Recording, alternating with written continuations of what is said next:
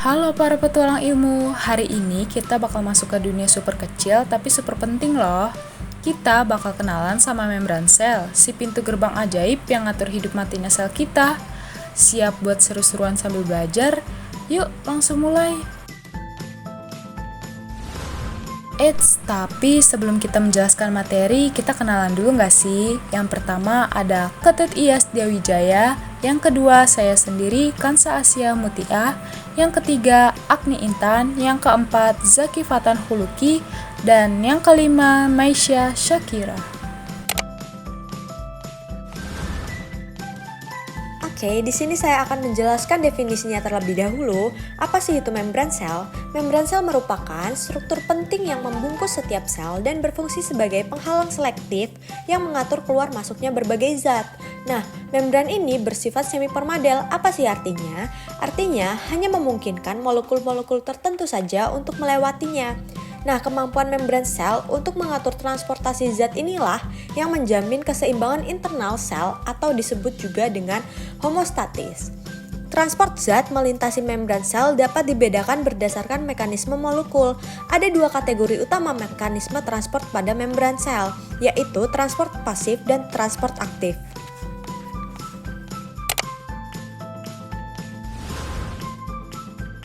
Dalam struktur membran sel ini terdapat 3 komponen utama yaitu lipid, protein, dan karbohidrat. Yang pertama ada lipid. Di dalam lipid terdapat fosfolipid bilayer yang merupakan lapisan ganda yang terdiri dari kepala hidrofilik atau suka air dan ekor hidrofobik atau tidak suka air.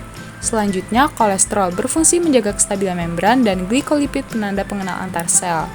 Yang kedua, protein terbagi menjadi 2 yaitu protein integral menembus membran berfungsi sebagai saluran pembawa dan reseptor. Sedangkan protein perifer menempel di permukaan, berfungsi sebagai komunikasi antar sel dan pengenalan sinyal. Yang ketiga, karbohidrat. Terbagi menjadi 2 yaitu glikoprotein berfungsi sebagai penanda sel, pengenalan oleh sistem imun, dan glikolipid berfungsi sebagai penanda sel. Dan yang terakhir ada bagian luar sel, berinteraksi dengan lingkungan eksternal, dan bagian dalam sel atau sitoplasma mengarah ke bagian dalam sel dan menjaga keseimbangan internal.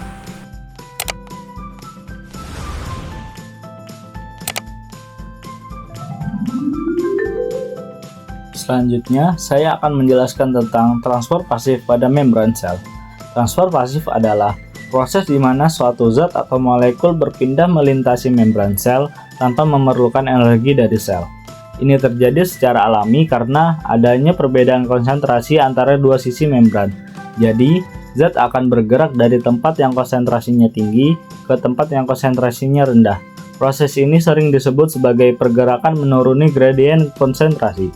Nah, karena tidak memerlukan energi, transport pasif ini sangat membantu sel untuk mengatur keseimbangan internal, atau yang disebut juga dengan homeostatis, tanpa harus membuang energi.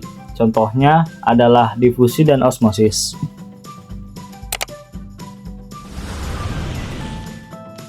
Difusi adalah proses pergerakan molekul zat terlarut, baik pada cair maupun gas, dari konsentrasi tinggi ke konsentrasi rendah hingga tercapai keseimbangan. Yang pertama, difusi sederhana. Molekul hidrofobik seperti O2, CO2, dan benzena bisa dengan mudah melewati membran karena larut dalam lemak. Yang ketiga, difusi melalui protein karir atau pembawa.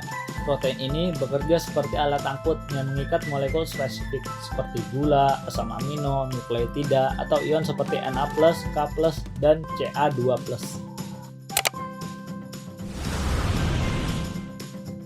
Selanjutnya adalah osmosis. Apa itu osmosis? Osmosis adalah perpindahan molekul air atau zat larut dari konsentrasi tinggi ke konsentrasi rendah dengan melewati membran semipermeabel. Membran semipermeabel adalah membran yang dapat dilalui oleh zat-zat tertentu. Jadi hanya zat-zat tertentu yang bisa melewati membran tersebut.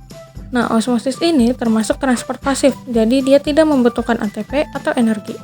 Ciri-ciri osmosis. Yang pertama, hanya air yang bergerak. Jadi, zat terlarut seperti gula tidak dapat melewati membran. Yang kedua, membran semipermeabel hanya memungkinkan molekul tertentu seperti air untuk melintas. Jadi, membran yang hanya bisa dilewati itu molekul-molekul kecil seperti air, jadi tidak bisa dengan molekul yang besar seperti gula. Yang ketiga, konsentrasi zat terlarut sebuah larutan yaitu larutan hipertonik, isotonik, dan hipotonik. Contoh dari osmosis, jika dua larutan gula dengan konsentrasi berbeda dipisahkan oleh membran, air akan berpindah dari larutan encer atau hipotonik ke larutan pekat atau hipertonik hingga mencapai keseimbangan. Hasil dari osmosis, larutan hipertonik atau lebih pekat akan menjadi lebih encer karena menerima air, dan larutan hipotonik atau lebih encer akan kehilangan air dan menjadi lebih pekat.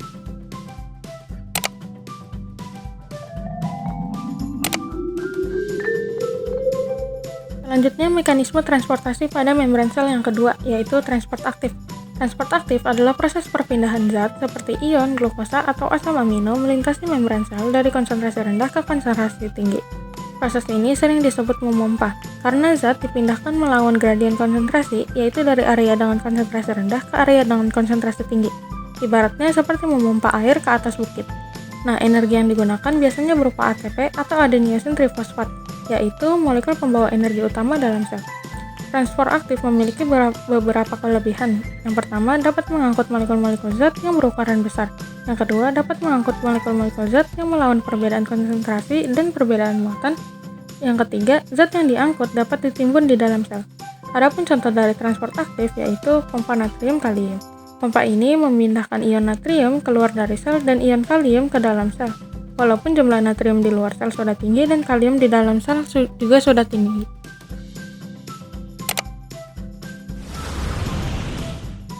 Jenis-jenis transport aktif. Ada dua. Yang pertama, pompa ion. Pompa ion adalah protein membran menggunakan energi ATP untuk memindahkan ion atau atom bermuatan listrik untuk melawan gradien konsentrasinya.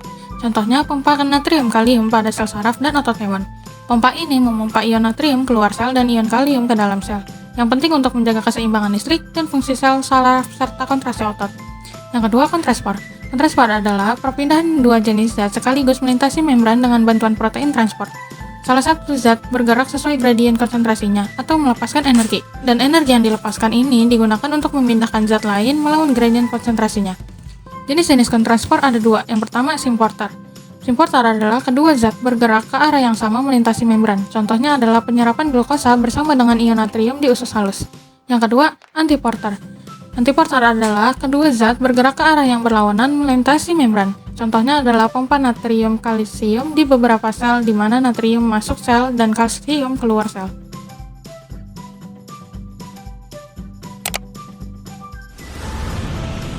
Sekarang kita masuk ke transport vesikular.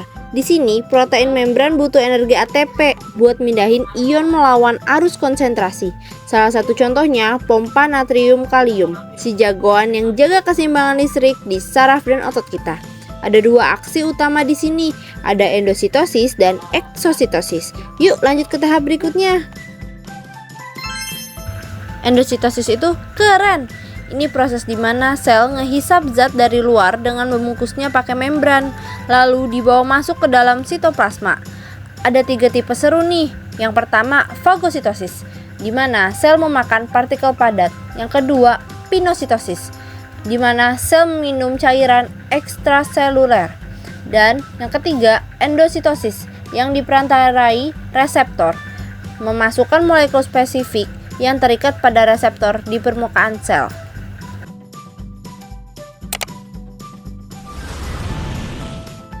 Kalau endositosis itu memasukkan zat, ekositosis malah sebaliknya. Sel bakal buang zat-zat yang gak dibutuhin keluar lewat vesikula yang nyatu sama membran. Contohnya adalah pelepasan hormon atau neurotransmitter dari sel. Jadi, membran sel memiliki mekanisme transport yang canggih untuk memastikan sel mendapatkan semua yang dibutuhkannya dan membuang limbah dengan efisien. Jadi kesimpulannya adalah transport pada membran sel merupakan proses vital yang memungkinkan sel untuk bertahan hidup, berfungsi normal, dan merespon lingkungannya. Jadi kalau kita ibaratkan sel itu sebagai kotak kecil, maka membran sel adalah gerbang utamanya. Nah, transportasi yang terjadi di sana baik santai kayak difusi, penuh tenaga kayak pompa ion, sampai yang keren kayak proses makan dan buang zat, semuanya itu punya peran penting biar kotak ini tuh tetap hidup dan teratur. Nah, tanpa mekanisme transport ini, sel itu nggak akan bisa bertahan, berkomunikasi, apalagi berkembang. Jadi, bisa dibilang kehidupan kita yang besar ini dimulai dari proses transport yang kecil namun luar biasa di tingkat sel. Nah, itu dia perjalanan seru kita bareng membran sel, si penjaga gerbang kehidupan. Mulai dari ngatur keluar masuknya zat, sampai jadi bodyguard buat sel kita. Keren banget kan?